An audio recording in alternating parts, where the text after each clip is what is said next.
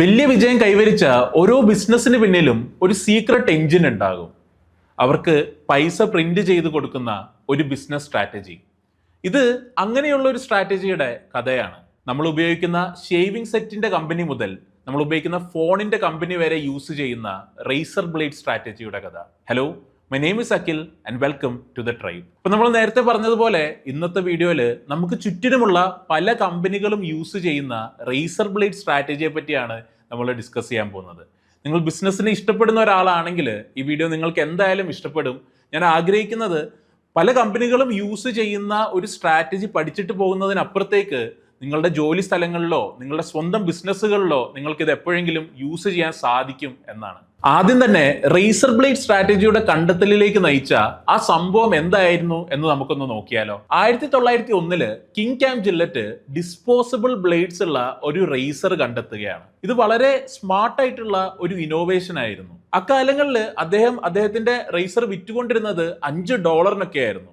അക്കാലത്ത്, അതായത് 1900-കളിലൊക്കെ അത് വലിയൊരു എമൗണ്ട് തന്നെയായിരുന്നു. പക്ഷേ മാർക്കറ്റിലേക്ക് പുതിയൊരു ഇന്നോവേഷൻ കൊണ്ടുവന്നതും കുറച്ച് വർഷങ്ങൾക്കുള്ളിൽ തന്നെ ഒരു പേറ്റന്റ് സ്വന്തമാക്കാൻ സാധിച്ചതും നല്ല രീതിയിൽ ഈ പ്രോഡക്റ്റ് വിറ്റഴിക്കാനായിട്ട് അദ്ദേഹത്തിനെ സഹായിക്കുന്നുണ്ട്. പക്ഷേ യഥാർത്ഥ മാസ്റ്റർ സ്ട്രോക്ക് വരുന്നത് ഏതാണ്ട് 20 വർഷങ്ങൾക്ക് ശേഷമാണ്. 1921 ആകുമ്പോഴത്തേക്കും ജില്ലറ്റിന്റെ പേറ്റന്റ് എക്സ്പയർ ആവുകയാണ്. ഈ പേറ്റന്റ് എക്സ്പയർ ആവുന്നതിനോടൊപ്പം തന്നെ പല കമ്പനികളും ജില്ലറ്റിനെ കോപ്പി അടിച്ച് അതിൻ്റെ ചീപ്പ് കോപ്പീസ് മാർക്കറ്റിലേക്ക് ഇറക്കുകയാണ്.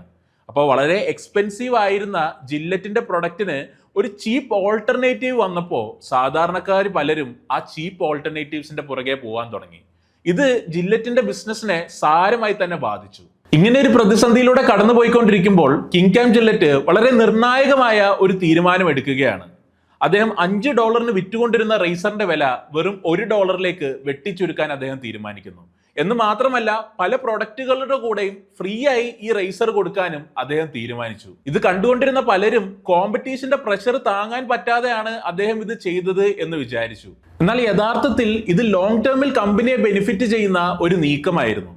കാരണം ഫ്രീ ആയിട്ടോ അല്ലെങ്കിൽ വളരെ ചീപ്പായിട്ടോ ജില്ലറ്റിന്റെ ഈ റേസർ വാങ്ങുന്നവർ ഏതാണ്ട് 50 സെന്റ് മുതൽ $1 വരെ കൊടുത്ത് ഇതിന്റെ ഡിസ്പോസിബിൾ ബ്ലേഡുകൾ വാങ്ങിക്കൊണ്ടേയിരിക്കണമായിരുന്നു.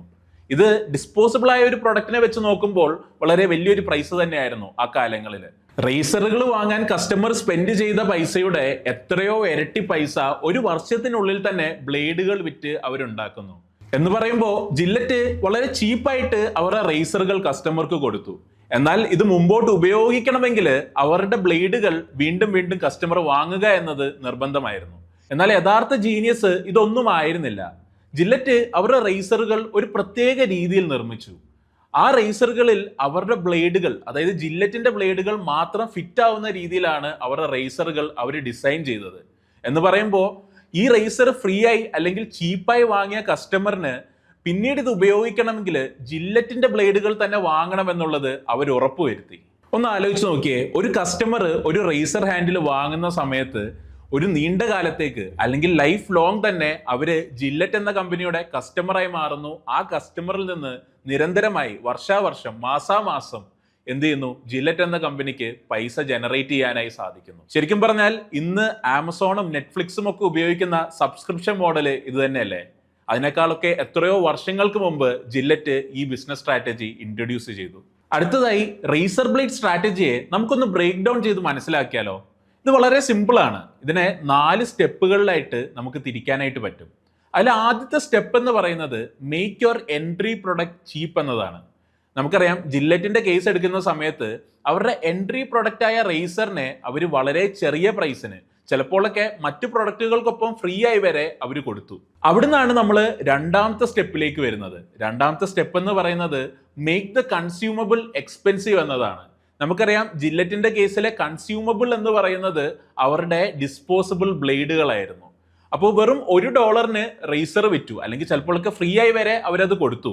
പക്ഷെ എന്താണ്, അവരുടെ കൺസ്യൂമബിൾ ആയ റേസർ ബ്ലേഡ് അവർ ഏതാണ്ട് 50 സെന്റ് മുതൽ $1 വിറ്റുകൊണ്ടിരുന്നത്.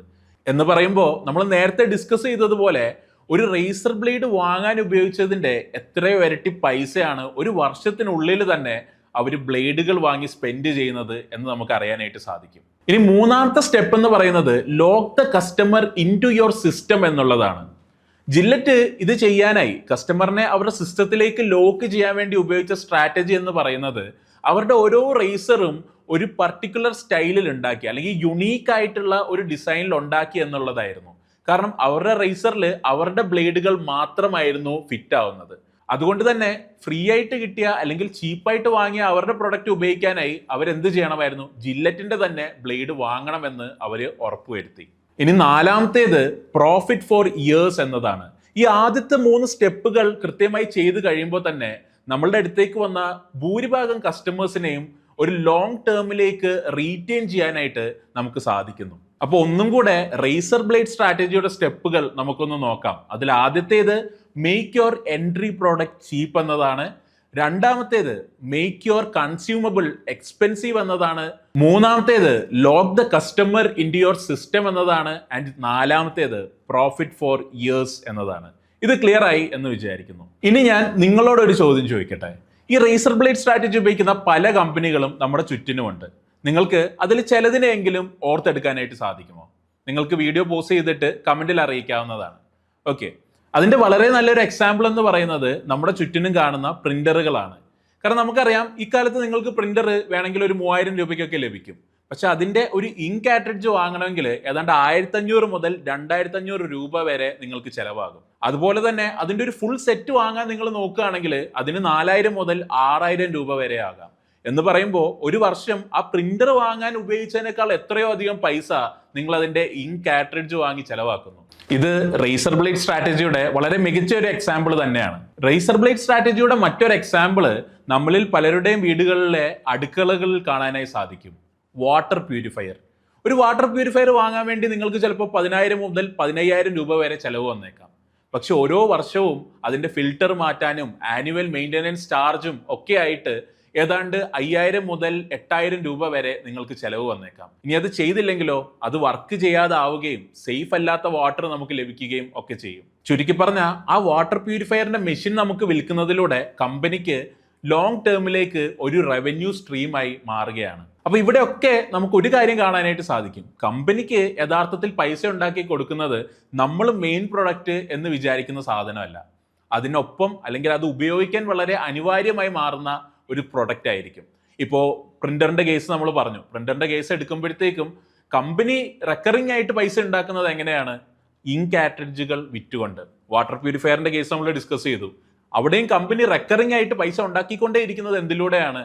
അവരുടെ സർവീസുകളിലൂടെ, മെയിൻ്റെനൻസ് ചാർജസിലൂടെ, അല്ലെ? ഇനി എന്തുകൊണ്ടാണ് റേസർ ബ്ലേഡ് സ്ട്രാറ്റജി പല കമ്പനികളും ഓപ്റ്റ് ചെയ്യുന്നത് എന്ന് നമുക്ക് നോക്കിയാലോ? അല്ലെങ്കിൽ എന്തുകൊണ്ടാണ് അത് വളരെ സക്സസ്ഫുൾ ആയ ഒന്നായി മാറിയത് എന്ന് നമുക്ക് നോക്കിയാലോ? ഇതിനോടകമുള്ള ഡിസ്കഷൻസിൽ അതിന്റെ കാരണങ്ങൾ നമുക്ക് എല്ലാവർക്കും ഒരുവിധം മനസ്സിലായിട്ടുണ്ടാവും, അല്ലെ? അതിൽ ആദ്യത്തേത് റെക്കറിംഗ് റവന്യൂ എന്നതാണ്.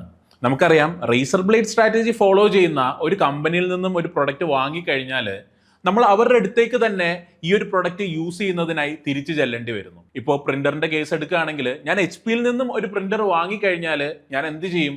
അവരിലേക്ക് തന്നെ ആയിരിക്കും എൻ്റെ ഇങ്ക് പർച്ചേസ് ചെയ്യാൻ വേണ്ടിയും തിരിച്ചു പോകുന്നത്. അപ്പോൾ ആ റെക്കറിംഗ് റവന്യൂ കമ്പനികൾക്ക് വളരെ ഇഷ്ടമാണ്. രണ്ടാമത്തേത് കസ്റ്റമർ ലോക്കിനാണ്. ഞാൻ കെന്റിന്റെ ഒരു വാട്ടർ പ്യൂരിഫയർ വാങ്ങിയെന്ന് വിചാരിക്കുക. ഇതിനൊരു പ്രശ്നം വന്നു കഴിഞ്ഞാൽ ഞാൻ അതിനെ സർവീസ് ചെയ്ത് അല്ലെങ്കിൽ അതിന്റെ ഫിൽട്ടർ മാറ്റി അത് ശരിയാക്കാനേ നോക്കുള്ളൂ. പുതിയൊരു വാട്ടർ ഫിൽട്ടർ വാങ്ങുക എന്ന് പറയുന്നത് കുറച്ചുകൂടെ ചെലവേറിയ അല്ലെങ്കിൽ തലവേദന പിടിച്ച ഒരു പരിപാടി ആയതുകൊണ്ട് നമ്മൾ ആ ഒരു ബ്രാൻഡിനോട് തന്നെ സ്റ്റിക്ക് ഓൺ ചെയ്യാനായിരിക്കും കൂടുതൽ പ്രിഫർ ചെയ്യുക. ഈ ഒരു കസ്റ്റമർ സൈക്കോളജി നന്നായി വർക്ക് ചെയ്യുന്ന ഒരു മോഡലാണ് റേസർ ബ്ലേഡ് സ്ട്രാറ്റജി എന്ന് നമുക്ക് പറയാനായി സാധിക്കും. മൂന്നാമത്തേത് ഇൻസെയിൻ പ്രോഫിറ്റബിലിറ്റി എന്നുള്ളതാണ്. ഈ കൺസ്യൂമബിൾസ് എന്ന് പറയുന്നത് നല്ല രീതിയിലുള്ള പ്രോഫിറ്റ് മാർജിനുള്ള പ്രൊഡക്ട്സ് ആണ്. നമ്മൾ വാട്ടർ പ്യൂരിഫയറിന്റെ കേസിൽ പറഞ്ഞ ഫിൽട്ടർ ആയിക്കോട്ടെ, അല്ലെങ്കിൽ നമ്മൾ പ്രിന്ററിന്റെ കേസിൽ പറഞ്ഞ ഇങ്കിന്റെ കാർട്രിഡ്ജസ് ആയിക്കോട്ടെ, നമ്മൾ റേസർ ബ്ലേഡിന്റെ കേസിൽ പറഞ്ഞ ബ്ലേഡ്സ് ആയിക്കോട്ടെ, നമ്മൾ വാങ്ങുന്നതിലും എത്രയോ കുറവ് പൈസയ്ക്കാണ് ഇത് കമ്പനി ഉണ്ടാക്കുന്നത്.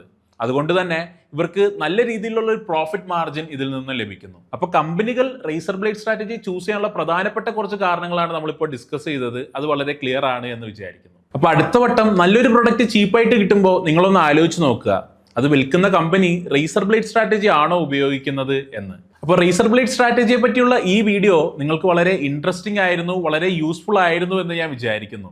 ഇതിൽ നിന്നും നിങ്ങൾക്ക് പഠിക്കാൻ പറ്റിയ പാഠങ്ങൾ എന്തൊക്കെയാണ് എന്ന് കമന്റിൽ അറിയിക്കുക. അതുപോലെ തന്നെ നമുക്ക് ചുറ്റിനുമുള്ള കമ്പനികളിൽ ആരൊക്കെയാണ് റേസർ ബ്ലേഡ് സ്ട്രാറ്റജികൾ യൂസ് ചെയ്യുന്നത് എന്നും കമന്റിൽ അറിയിക്കുക. ഞാൻ റേസർ ബ്ലേഡ് സ്ട്രാറ്റജിയിൽ നിന്നും പഠിച്ച ഒരു പ്രധാന പാഠം എന്ന് പറയുന്നത് create recurring sources of revenue എന്നുള്ളതാണ്.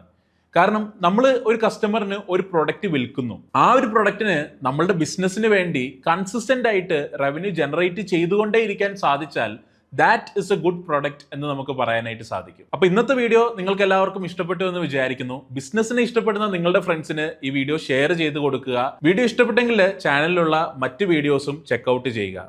So see in the next video. കാപ്പേഡിയം.